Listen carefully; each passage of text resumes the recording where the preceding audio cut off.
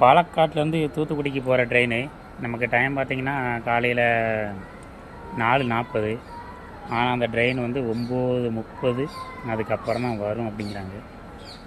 இவ்வளோ லேட்டாக ட்ரெயின் வருது அப்படிங்கிறத ரொம்ப நாளைக்கு அப்புறம் நான் கேள்விப்பட்டேன். இந்த மாதிரி தான் ட்ரெயின் வருதா அப்படிங்கிறது எனக்கு தெரியல.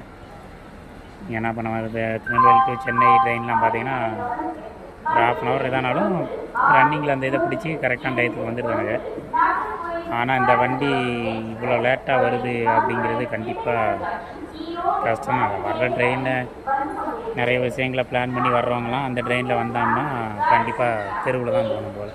இன்னும் இப்படி தான் நம்ம ரயில்வே இருக்கா அப்படிங்கிறது ரொம்ப கேள்விக்குறியாக தான் இருக்குது.